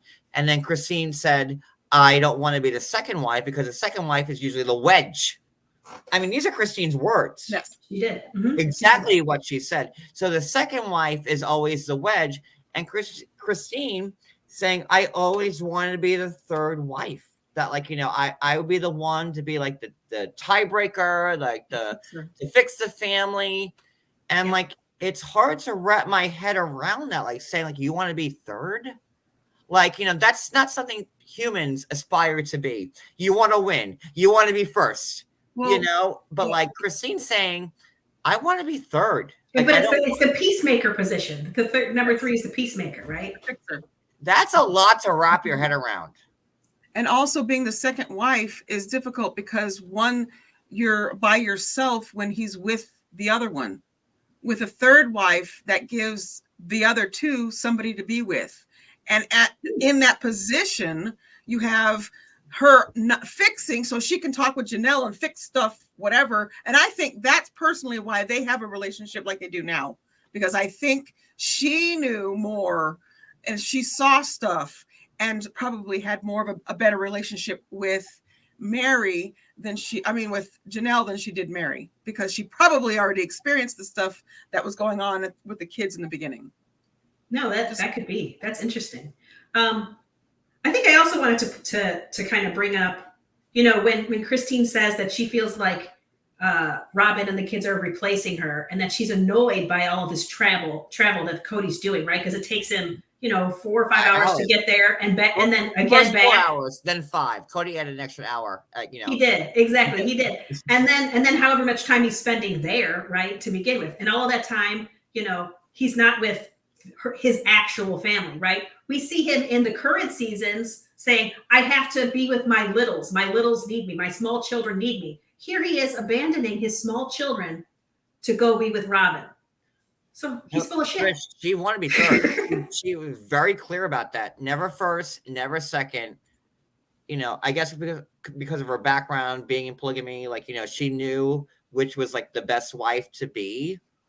But I like, God, to want to be third wife, like I couldn't imagine. Like, I feel like you're selling yourself short.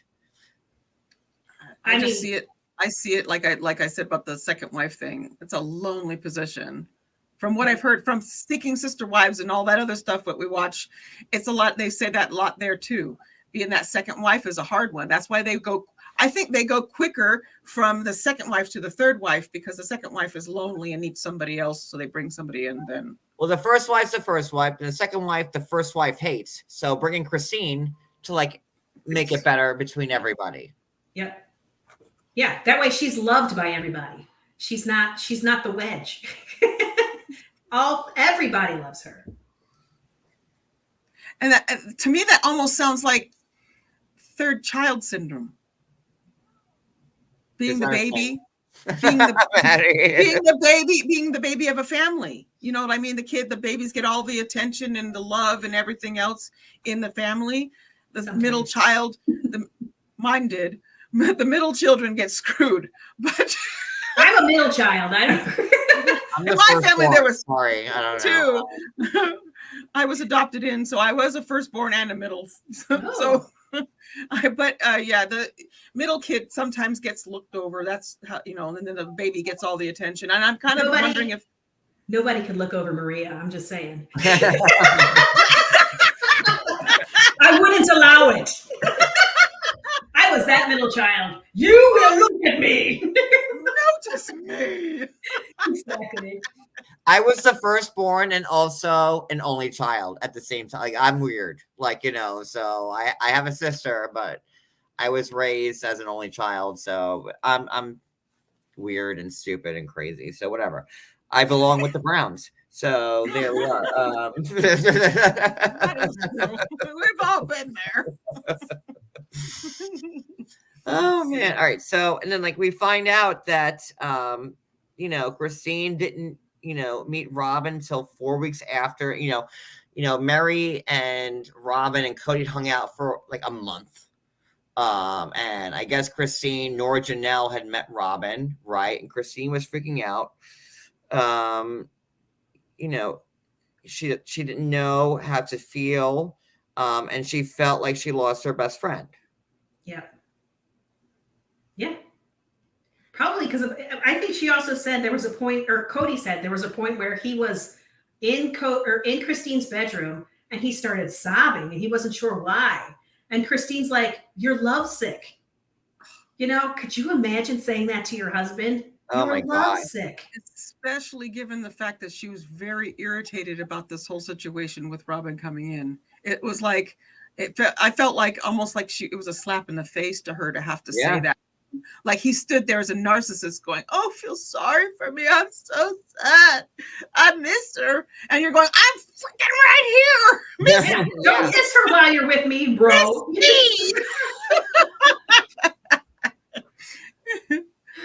Yeah. Boy, I'm giving the faces tonight. I keep seeing myself going, "Oh, don't do that."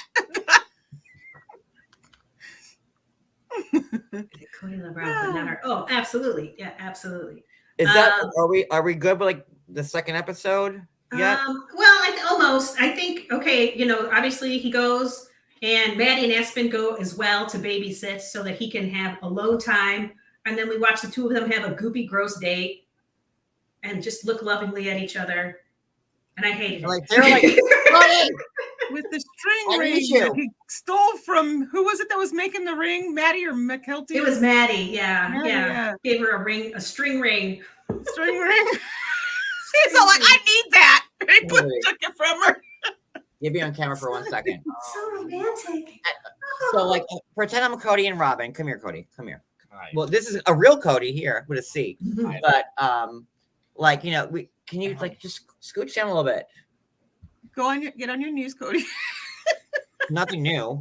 And, you know, we see like Kody and Robyn like on this sitting, like they're like this close to each other, like talking. Like who does that? Who's like close to each other on a date like that? Oh, she was driving me crazy. I know she's like trying to show him how intent. Oh, I'm on every syllable of you, but it was sick. It was just It was gross. Here, you know, John, me and you should try right now. Let me see if I can turn my head towards you and look at you like, "I love you so much." Make sure there's extra marshmallows and some whipped cream on them hot chocolates. Because,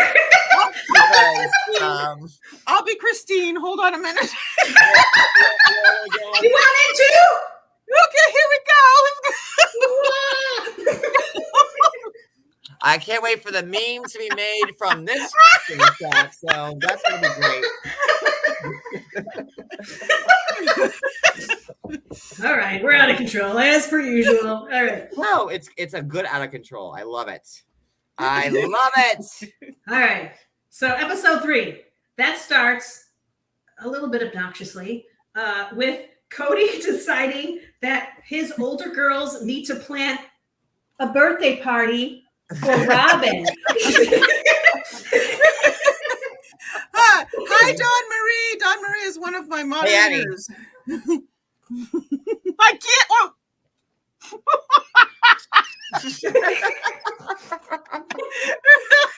Oh wait, Addie. I was just Addie, wait, someone wants to get involved, Addie. Addie, I was just about to go. Addie, someone's here. No eyeballs. Oh. Okay, let me mark that because I'm gonna make that a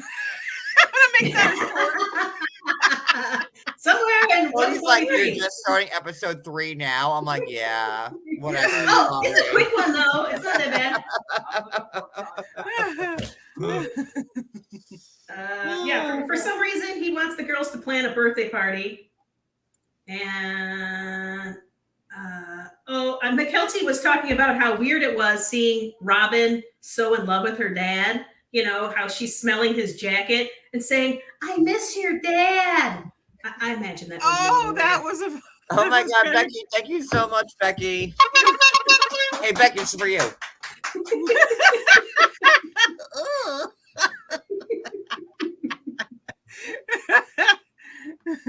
Sorry. Hold on.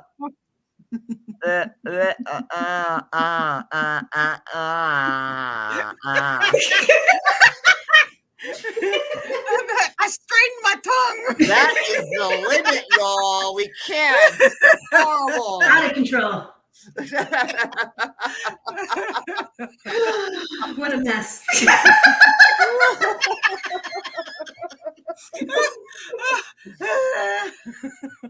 Okay, so where are we now? Yeah. This is a bitch. No, that's Real Housewives. No, sorry. No. Let's see. Suddenly, out of nowhere, they're engaged. Right. Listen, happen? listen. According to normal courting procedures, was it 6 months or 4 months? 2 months? A week? Engaged. And Kody was like, listen, this is we were engaged way too long, according to like, normal engagement rules or whatever. Indeed.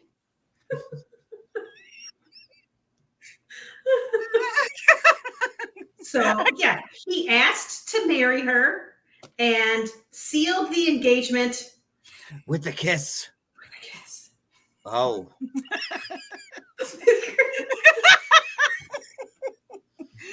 And Christine lost her shit. Oh, she did. So, normally I would say that, you got engaged to somebody. Yeah, maybe you should seal it with a kiss, but that's not my religion. And, Christine had said that the first time that she had kissed Kody was over the altar because she didn't want to kiss a married man. And that made sense to me.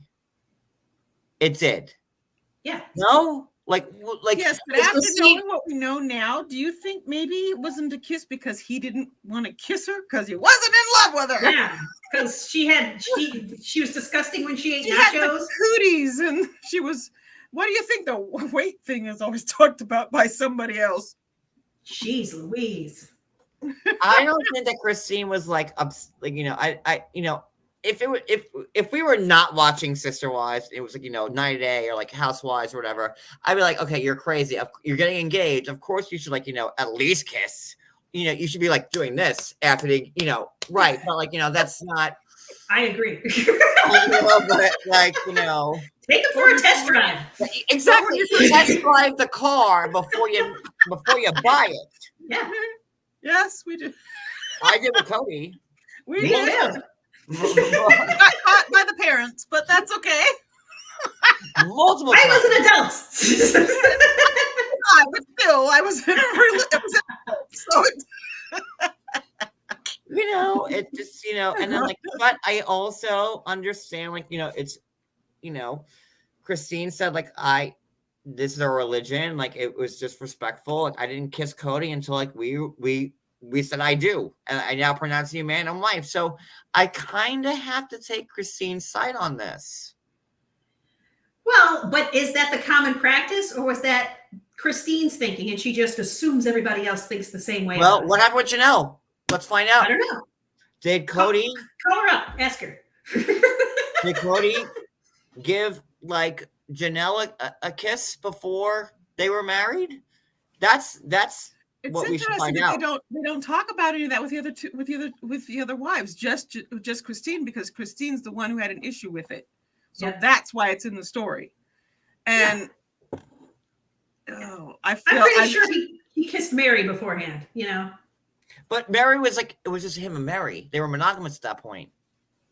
Yeah, I think these are Christine's rules that she just. Why couldn't Kody kiss Meri? It was just Kody and Meri. Was a goldfish gonna get pissed off, or a cat? They were very religious at the time, though. So there's that. Kissing after engaged. No, sometimes they won't. Sometimes they don't. They don't kiss until after. It's very common in very strict religions that they will save everything until after, and even after, they won't do it in front of anybody. They will only do it in the privacy between themselves. And that's I watch a lot of that stuff. I grew up in it, so or they go for a soak, whatever, but it just feels like kissing. It just feels like kissing. The soak. I just don't think that sealing it with a kiss is the end of the world, you know? It wasn't the end of the world. Absolutely. Especially because it was not. They've both been married before. They have children. They know how it works. So I don't know. It's not. But according to Christine, like that devastated her. But I wonder if there was I wonder if they made a pact before. I wonder if he spoke to them and said, "I promise I won't kiss her. We'll just date and we'll wait." I think that might be a thing. I think that he may have said that to ease Christine because I bet you they had the conversation. You know, I really would prefer. Or she brought it up and he ignored her because he doesn't listen to what she's saying. We need an interview with Christine. And then, you know, as Christine brings all of this up, how devastated she was, Robyn starts to cry. And sobbing Robyn from like season 1, episode 2, Robyn is always sobbing. I mean, like she's always goddamn crying. And like I thought, like, you know, Robyn cries in every episode, like, you know, which we've seen and reported on like the last like few years. But like Jesus fucking Christ, Robyn has always been sobbing Robyn since day goddamn 1. Indeed, yes, she's so upset that she hurt Christine by kissing her future husband. It was just too much. But what did she say? What did she say when she was saying that? She said something that was very telling about her personality. She said, "I didn't know that this whole thing was going to break my heart." You picked up on that? So she's sobbing. She's sobbing Poor and Robyn. And being all this stuff. And I'm not to, I understand that she's been great for the kids now, but what we know now and what we're seeing then is that there was manipulation from the very beginning with Robyn. And I saw it when she said that and when she cried and then she ended it with, "I didn't realize how it was going to hurt me too." And when she said it, I went, "Oh, manipulation." Oh, now part of me wants to go back and listen to that. I was just like, You're right, Addie. Like, Rivers is fully on board. It's like, shut up, Addie. Now I understand what the extra set of eyes are for. So he knows. Wow. So, but I want to like her though. Now that what Peyton said, you want to like who? Robyn, because of what Peyton said, because of during the interview with Peyton, what we learned about it. Peyton said like that Robyn helped out, like yes, to give, like, you know. So I'm trying to weigh this thing back and forth, what we're seeing versus what we know now.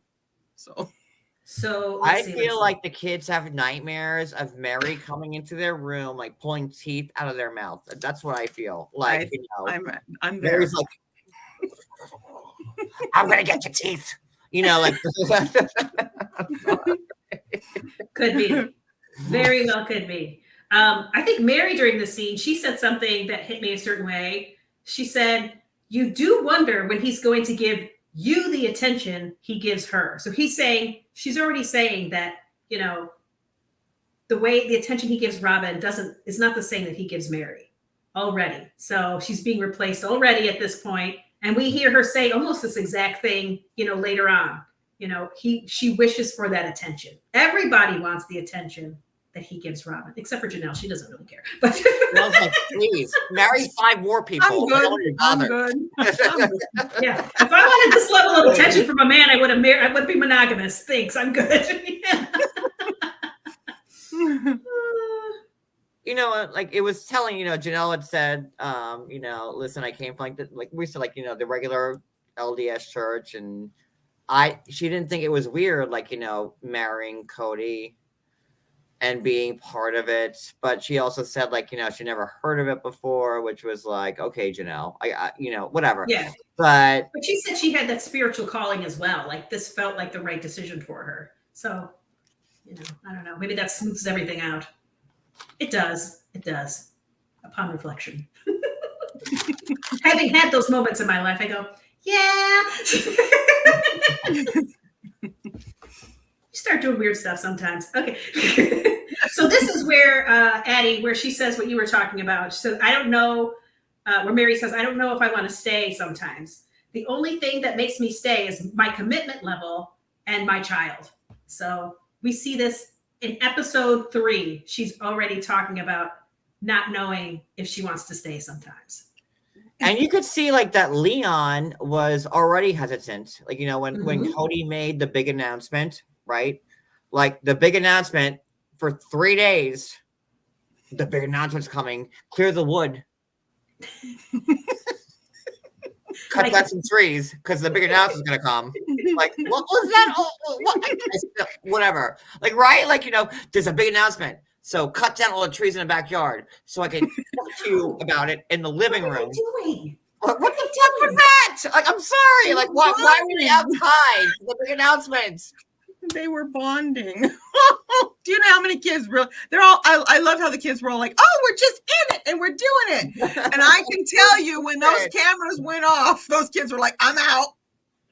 It was weird because you would see a couple of them that looked like they thought it was genuinely kind of a fun idea. And then you had the other ones that looked like, you know, okie doke. It's weird, but whatever, you know. So I don't know. And you can see that Leon was against it. Like, you know, they were skeptical of, you know, the change, but Leon was, I guess, open to it at the end, right? Yeah. And yeah, like Carrie Baker says in the chat that Leon wanted to be a polygamist. I remember that from early on. See, I think that a few of the kids did though. It wasn't just Leon. McKelty did too. McKelty admitted that on her Patreon. Mm-hmm. Yeah, Aspen, I guess when she was engaged to Mitch, they also kind of said it to the cameras, but it wasn't really how she felt. It just not 5 weeks in. They just say stuff sometimes because they think it'll be, you know, none of your business. They wanted to put it out there and make it seem mysterious. Like maybe that's what she said in the Patreon interview. Yeah. So. Yeah. And to me, I think Leon being open to it really showed that they didn't really want the attention of men. And so if their husband had other wives to spread it out amongst, that would be okay. Agreed. That's just my theory. McKelty said that she actually tossed the idea to Tony and they spoke about it. And Tony's like, no, I can't do that. No. But Maddie said the opposite. She's like, I would rip somebody apart. I would rip another way apart. No way. Yeah, I could do brother husband. That I could do. That show's starting soon. Oh, we're supposed to go. I forgot. When is that? It didn't start. It didn't start already, did it? No, March. What are we talking about? March, I think. Yeah. Brother husband. Oh, I don't know. Which is gonna be like another like disastrous TLC train wreck. Like, I kind of looking forward to it. I hate to say it. We'll see. But did we cover everything? Almost. So there's also Robyn's moving a half a mile away. So we watch them move out. Okay, here's a quiz. What did Kody say about organizing his children to help the move happen? What did he call the situation of wrangling up the children? I'm going to tell you because it's so stupid. Please. He called it a goat rodeo. Oh. Where are my bells? Oh, there you go. I got one more question. Okay, we see Meri loading up the truck because she likes to organize. What did he call Meri? Oh, I can see her up there, and she went, "What? I hate you, bitch." Nope.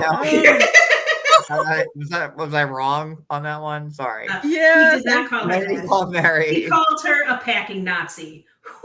What a weird thing to say. I'm just saying, he says weird stuff. And then as they see, Wendy got it. Oh, Wendy got it. Sorry, you got it. So Maybe we should put Nazi up on the Got it, screen, yeah. but okay. No, probably not. Go Yeah. ahead. So and then from there, let's see. Oh, then we watch Christine. Okay, we've offloaded everything. Christine is hooking up the dryer, right? And she says something that also feels like it very reminiscent of season, whatever the newest season is. She says, I hate Robyn. That's not what she says. She says, you have to know how to do things like this. Kody's gone sometimes, and you just have to do things by yourself. So I do. So, you know. Very telling. Very telling. If your husband is not there for you and you do everything for yourself, you no longer need your husband. Yes. And remember, they were in one house at this time. All this was going on in one house, and that's the sad part. So you feel alone while you're, I don't know how they do it. I know that in the religion that jealousy is something you're supposed to work at. You're supposed to overcome it. Yes. So if it's there, it's like you can't let that be a reason that you split up with it. Because I'm jealous and can't handle it. You're supposed to work through that. So I noticed that a lot of situations like that, they're put in a situation to be jealous so that then they have to turn around and say, I have to work on this thing. And I see this as a religious thing. Yes, it's a manipulation to force this idea of forcing you to grow spiritually by confronting your jealous feelings that we have now thrust upon you in this unnatural circumstance. And that's my issue. That is my issue with polygamy, not necessarily the religion itself outside of that, but polygamy itself is should I tell Joseph to like leave, like in like? Yes. That's how you bring it full circle, guys. Come on, that's how you do it.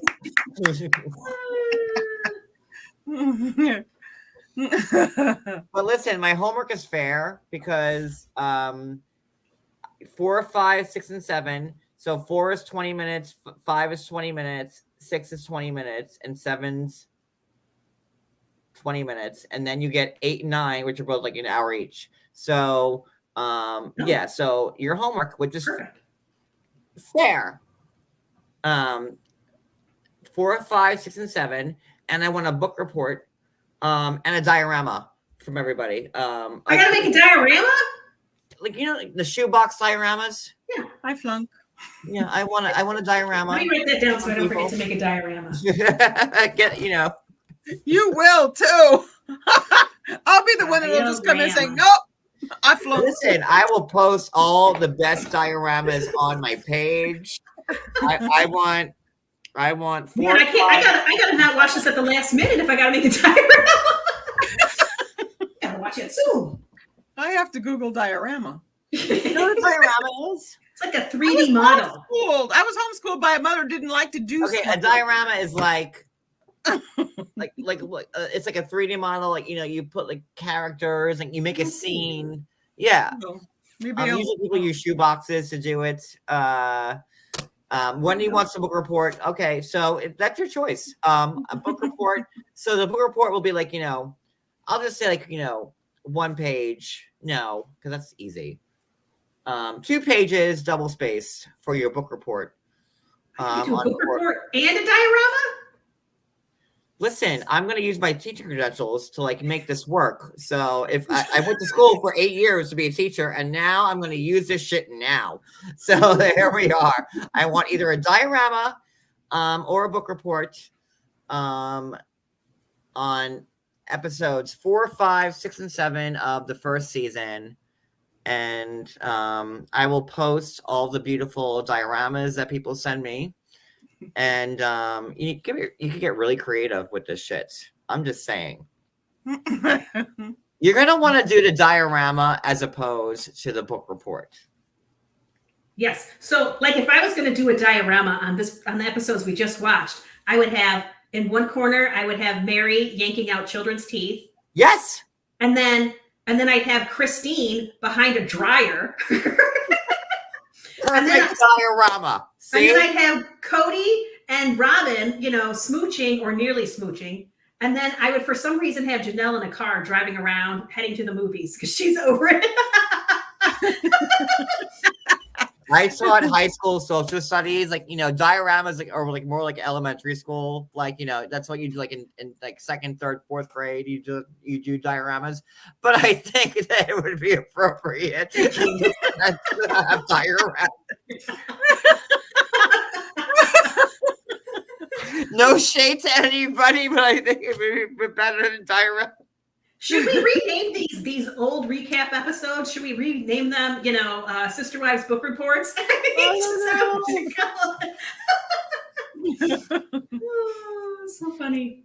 I was a high school teacher, but like, dioramas are very elementary school. But I think it would, to see people's creations of like get a shoebox.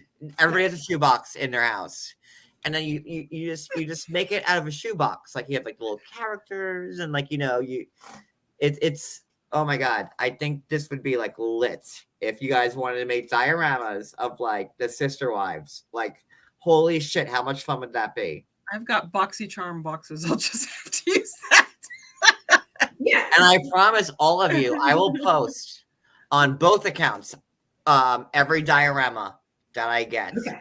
And I will tag Sister Wives. I will do all. If you're going to go to, and then I'll give you, well, I mean, like, I don't want like sloppy work. So I will grade you. I have my grade book. You're making Addie nervous. Like Addie was just going to go grab some like Star Wars figures off the shelf and just, I actually was thinking empty whiskey bottles, but Ooh. with faces on them. I love it. Even better. That sounds great.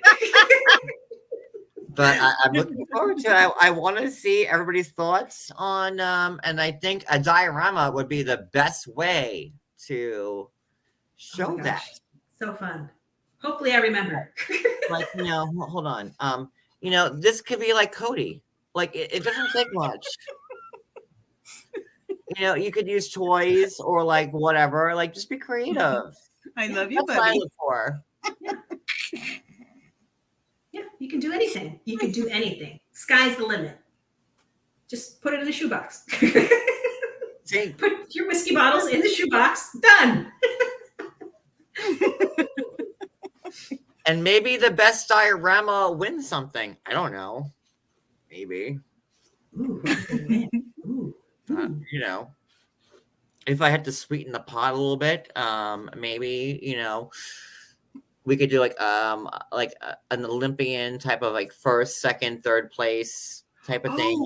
We should do this for the finale. Finale of what? Of seasons, the first season. Like when we're done with the season, at the end of this, do a finale. Season 1 finale. We have like 17 seasons to cover. He's just going to give us random assignments every week. Season 1. That would. One week he's going to make us dress up as our favorite character. You don't know what's going to happen. But listen, this was an amazing live as always, and I know I have not done an after show at all. I feel like I kind of have to at this point. So I'm gonna end this. It's 11, almost 11:30. It's 20 after 11. So give me. I gotta eat some shrimp. I think I'm hungry. I gotta eat something real quick. All right, so give me till 11:40. It's 11:22 now. 11:40. I'll set the after show, and it will be about everything about Sister Wives. We talked about Jersey last night for Real Housewives. The other way prior to that. So I will set up the after show. It'll be for the people on my middle tier, which is the 90 Day Fiance level and higher. So 90 Day Fiance level and Real Housewives level. And you can find that in the membership tab. Yes, you can find that in the membership tab. Membership tab. And I'll post it in the tab too. So once it comes up, I'll post it in the community tab too. And guys, what an amazing live tonight. Can I get a good night kiss? Oh. Addie. I just Easily made tomorrow will be legendary. So there we are. We're all one happy family, and that's all that matters. So, from me and my first husband Kody, and my second wife Maria, and my third wife Addie, and for everybody in Good the position.